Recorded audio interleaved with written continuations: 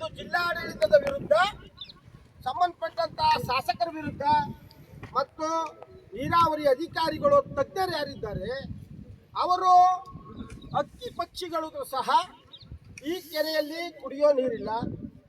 ರಾಜ್ಯ ಸರ್ಕಾರ ಹೇಳುತ್ತೆ ಒಂದ್ಸಾರಿ, ಸಿಇಒ, ಜಿಲ್ಲಾಧಿಕಾರಿಗಳು, ಲೋಕಲ್ 26 ಇಲಾಖೆ ಎಲ್ಲ ಅಧಿಕಾರಿಗಳಿಗೂ ಒಂದು ತಾಕೀತು ಮಾಡುತ್ತೆ ರಾಜ್ಯ ಸರ್ಕಾರ. ಯಾವುದೇ ಕೆರೆಗಳಲ್ಲಿ ನೀರಿಲ್ಲದಂಗೆ, ಅಂತರ್ಜಲ ಬತ್ತಿ ಹೋಗದಂಗೆ, ಕುಡಿಯೋ ನೀರಿಗೆ ಜಾನುವಾರುಗಳಿಗೆ ರಕ್ಷಣೆ ಮಾಡಬೇಕಾದ್ದು ಎಲ್ಲ ಅಧಿಕಾರಿಗಳ ಕರ್ತವ್ಯ ಇರುತ್ತೆ. ಈ ನಿಟ್ಟಿನಲ್ಲಿ 24x7 ಕೆಲಸ ಮಾಡಬೇಕು ಅಂತೇಳಿ ಸರ್ಕಾರ ಜಿಲ್ಲಾ ಆಡಳಿತಕ್ಕೆ ಮತ್ತು ಜಿಲ್ಲಾ ಪಂಚಾಯಿತಿ ಸಿಇಒಗೆ ಆದೇಶ ಮಾಡೈತೆ. ಆ ಪ್ರಕಾರ ಅವರು ಎಲ್ಲ ಅಧಿಕಾರಿಗಳನ್ನ ಕೂರಿಸಿ ಪಾಠ ಹೇಳಬೇಕಾಗಿತ್ತು. ಯಾವ್ಯಾವ ಕೆರೆಗಳಲ್ಲಿ ಎಷ್ಟೆಷ್ಟು ಕ್ಯೂಸೆಸ್ ನೀರೈತೆ, ಎಷ್ಟೆಷ್ಟು TMC ನೀರು ತುಂಬುತ್ತೆ, ಈ ಕೆರೆಗಳು ಎಷ್ಟು ಅಚ್ಚುಕಟ್ಟಿದ್ದಾವೆ ಮತ್ತು ಕುಡಿಯೋ ನೀರಿಗೆ ಎಷ್ಟು ಅಂತರ್ಜಲ ಜಾಸ್ತಿ ಆಗುತ್ತೆ, IPಗಳಲ್ಲಿ ಎಷ್ಟು ಪ್ರೊಡ್ಯೂಸ್ ಆಗುತ್ತೆ ನೀರು, ಜಾನುವಾರುಗಳಿಗೆ ಎಷ್ಟು ಕುಡಿಯೋ ನೀರು ಬೇಕು, ಎಷ್ಟು ಸ್ಟೋರೇಜ್ ಟ್ಯಾಂಕರ್ಗಳು ಹೆಂಗಿದ್ದಾವೆ ಸುರಕ್ಷಿತವಾಗಿ, ಅದೆಲ್ಲವನ್ನ ತಾಕೀತು ಮಾಡಬೇಕು ಅಂತೇಳಿ ಜಿಲ್ಲಾಡಳಿತ ಒಂದು ಆದೇಶವನ್ನು ಹೊರಡಿಸಿದೆ, ಸರ್ಕಾರದ ಆದೇಶದ ಮೇಲೆ. ಆದರೆ ಮಂಡ್ಯ ಜಿಲ್ಲೆಯ ಗಡಿ ಭಾಗದ, ಮೈಸೂರು ಜಿಲ್ಲೆಯ ಗಡಿ ಭಾಗದ ಮರಯ್ಯನ ಕೆರೆ ಮಾತ್ರ ಈ ದಿಕ್ಕಲ್ಲಿ ಕೆಲಸ ಮಾಡುವಲ್ಲಿ ಅಧಿಕಾರಿಗಳು, ಸ್ಥಳೀಯ ಜನಪ್ರತಿನಿಧಿಗಳು ವಿಫಲರಾಗಿದ್ದಾರೆ. ಅದನ್ನು ವಿರೋಧಿಸಿ ಇವತ್ತು ನೇರ್ಲಿಕೆರೆ, ಯಾಚನಹಳ್ಳಿ, ತುರ್ನೂರು ಎಲ್ಲ ಪ್ರಾಂತ್ಯದ ಗ್ರಾಮೀಣ ಭಾಗದ ಜನರು ಇವತ್ತೊಂದು ದೊಡ್ಡ ಮಟ್ಟದ ಜನ ಆಂದೋಲನವನ್ನ ಮಾಡಿ ಸರ್ಕಾರಕ್ಕೆ ಎಚ್ಚರಿಕೆಯನ್ನು ಕೊಡ್ತಾ ಇದ್ದೀವಿ. ಕಾರಣ ಇಷ್ಟೇ, ಯಾವ ಸರ್ಕಾರ ಆದೇಶ ಮಾಡಿದೆ ಅದರ ಉಲ್ಲಂಘನೆ ಮಾಡಿದ್ದಾರೆ. ಯಾವ ಜಲಸಂಪತ್ತನ್ನು ರಕ್ಷಣೆ ಮಾಡಬೇಕಾಯ್ತು ಹಕ್ಕಿ ಪಕ್ಷಿಗಳಿಗಾಗಿ, ಜಾನುವಾರುಗಳಿಗಾಗಿ, ಅದು ಕೂಡ ಉಲ್ಲಂಘನೆ ಆಗಿದೆ. ಕೆರೆ ಬತ್ತಿ ಹೋಗಿದೆ. ಜಾನುವಾರುಗಳು ಕೆರೆ ಒಳಗಡೆ ಮೇಯ್ಲಿಕ್ಕೂ ಕೂಡ ಯೋಗ್ಯತೆ ಇಲ್ಲದೆ ಇರುವಂತ ಮಟ್ಟಕ್ಕೆ, ಹುಲ್ಲು ಇಲ್ಲಿ ಬೆಂಕಿ ಇಟ್ಟಿದ್ರೆ ಸೀದೋಗುವಂತ ಮಟ್ಟಕ್ಕೆ ಎಲ್ಲ ನೋಡಿ, ಎಲ್ಲ ಹುಲ್ಲು ಎಲ್ಲ ಸುಟ್ಟೋಗಿದೆ. ಕೆರೆ ಒಳಗಡೆ ಇರ್ತಕ್ಕಂಥ ಹುಲ್ಲು ಸುಟ್ಟೋಗಿದೆ ಅಂದ್ರೆ ಇಲ್ಲಿಯ ಅಂತರ್ಜಲ ಎಷ್ಟು ಬತ್ತೋಗಿದೆ. ಈ ಅಂತರ್ಜಲನ ಯಾಕೆ ಪ್ರಶ್ನೆ ಮಾಡ್ತಾ ಇದೀವಿ ಅಂದ್ರೆ 500 IPಗಳು ಬರ್ತವೆ ಈ ಸುತ್ತಮುತ್ತ ಆಸುಪಾಸದಲ್ಲಿ, ಈ ಕೆರೆಗೆ ಸಂಬಂಧಪಟ್ಟಂಗೆ ಕೆಳಮಟ್ಟದಲ್ಲಿ. ಆ ಅಂತರ್ಜಲದಲ್ಲಿ IPಗಳು ರೈಸ್ ಆದ್ರೆ, ನೀರಾವರಿ ಪ್ರದೇಶ ಜಲ ಸಮೃದ್ಧಿ ಆದ್ರೆ ಕೆಲವರು ಅದನ್ನ ಬೆಳೆ ಮಾಡ್ತಾರೆ. ಕೆಲವು IPಗಳಲ್ಲಿ, ಗ್ರಾಮೀಣ ಭಾಗದಲ್ಲಿ 5 IPಗಳಲ್ಲಿ ಕುಡಿಯೋ ನೀರಿನ ಅಂತರ್ಜಲ ಜಾಸ್ತಿ ಆಗುತ್ತೆ.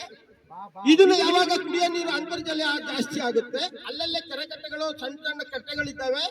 ಮತ್ತೆ ಅಲ್ಲಲ್ಲೇ ಊರುಗಳಲ್ಲಿ ಜಾನುವಾರುಗಳು ಕುಡಿಸ್ಲಿಕ್ಕೆ ತೊಟ್ಟಿಗಳನ್ನ ಮಾಡಿದ್ದಾರೆ. ಆ ತೊಟ್ಟಿಗಳನ್ನ ತುಂಬಿಸಿ ಕುರಿ, ಮೇಕೆ, ಜಾನುವಾರುಗಳಿಗೆ ನೀರು ಕುಡಿಸುವಂತ ಕೆಲಸವನ್ನ ಜಿಲ್ಲಾಡಳಿತ ನೀರಾವರಿ ಅಧಿಕಾರಿಗಳು ಮಾಡಬೇಕಿತ್ತು. ಅವರು ಮಾಡದೇ ಇರೋದ್ರಿಂದ ಇವತ್ತು ನಾವು ಈ ಒಂದು ಮಟ್ಟದ ಹೋರಾಟವನ್ನು ಮಾಡಬೇಕಾಗ್ತದೆ. ಈ ಬಗ್ಗೆ ನಾವು ಸ್ಥಳೀಯ ಜನಪ್ರತಿನಿಧಿಗಳಿಗೆ ಮತ್ತು ಸ್ಥಳೀಯ AWE ಎಕ್ಸಿಕ್ಯೂಟಿವ್ ಯಾರಿದ್ದಾರೆ ಅವರಿಗೆ ತಾಕೀತು ಮಾಡ್ತಾ ಇದ್ದೀವಿ.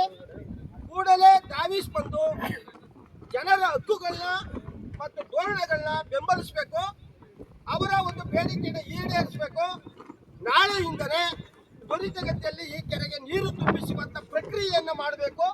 ಇಲ್ಲವಾದಲ್ಲಿ ಮುಂದಿನ ದಿನದಲ್ಲಿ ಜನಪ್ರತಿನಿಧಿಗಳು ಓಡಾಡುವ ಕಾರುಗಳ ಮುಂದೆ ಕಪ್ಪು ಬಾವುಟವನ್ನು ಆರಿಸಿ ಉಗ್ರವಾದಂತ ಪ್ರತಿಭಟನೆ ಮಾಡಬೇಕಾಗ್ತದೆ. ಇವತ್ತು ಮುಖ್ಯಮಂತ್ರಿಗಳು ಒಂದು ಕಾನ್ಫಿಡೆಂಟ್ ಕರೆದಿದ್ದಾರೆ, ಏನೋ ವಿಡಿಯೋ ಕಾನ್ಫಿಡೆಂಟ್. ಅಲ್ಲಿ ಎಲ್ಲ ಅಧಿಕಾರಿಗಳು ಕೂಡ ಇದನ್ನ ತರಲಿಕ್ಕೆ ಬಯಸ್ತೀನಿ. ಸಂಬಂಧಪಟ್ಟವರಿಗೆ ಇದು ನೇರ ಪ್ರಸಾರ ಆದ್ರೂ ಪರವಾಗಿಲ್ಲ, ಮುಖ್ಯಮಂತ್ರಿಗಳಿಗೆ ತಲುಪುವವರೆಗೆ ನಮ್ಮ ಹೋರಾಟವನ್ನು ಮುಂದುವರಿಸ್ತೇವೆ. ಮಾಧ್ಯಮಗಳ ಮುಖಾಂತರ ಎಲ್ಲ ಅಧಿಕಾರಿಗಳ ಗಮನಕ್ಕೂ ತರಲಿಕ್ಕೆ ಬಯಸ್ತೇನೆ. ಮುಖ್ಯಮಂತ್ರಿಗಳಿರಲಿ, ಜಿಲ್ಲಾ ಮಂತ್ರಿಗಳಿರಲಿ, ಎಲ್ಲರೂ ಹೊಸ ಮಂತ್ರಿಗಳಾಗಿ ಹೊಸ ಬಟ್ಟೆಗಳನ್ನ ಹಾಕೊಂಡು ಬಿರುಕ್ತಾ ಇದ್ದಾರೆ ಹೊರತಾಗಿ ಜನರ, ರೈತರ, ಜಾನುವಾರುಗಳ ಭವಣೆಯನ್ನ ಯಾರೂ ಕೇಳ್ತಾ ಇಲ್ಲ. ತಪ್ಪ ಸೇಬಿನ ಹಾರ, ಮಾವಿನ ಹಾರಗಳನ್ನ ಹಾಕೊಂಡು ಮೆರವಣಿಗೆ ಮುಖಾಂತರ ಹೋಗ್ತಾ ಇದ್ದಾರೆ ಜಿಲ್ಲಾಡಳಿತ, ಜಿಲ್ಲಾ ಮಂತ್ರಿಗಳು. ಅವರ ಹಿಂದೆ ಅಧಿಕಾರಿಗಳು ಚೇಲಗೊಳ್ಳೋ ರೀತಿಯಲ್ಲಿ ಹೋಗ್ತಾ ಇದ್ದಾರೆ.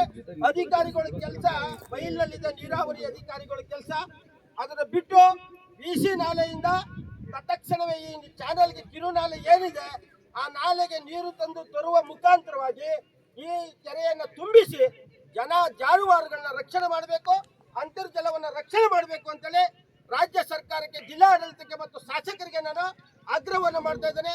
ಕರ್ನಾಟಕ ರಾಜ್ಯ ರೈತ ಸಂಘ ಮೂಲ ಸಂಘಟನೆ ಮೈಸೂರು ಜಿಲ್ಲಾಧ್ಯಕ್ಷರು ನಮ್ಮೆಲ್ಲ ಪದಾಧಿಕಾರಿಗಳು ಕೂಡ ಇದ್ದಾರೆ.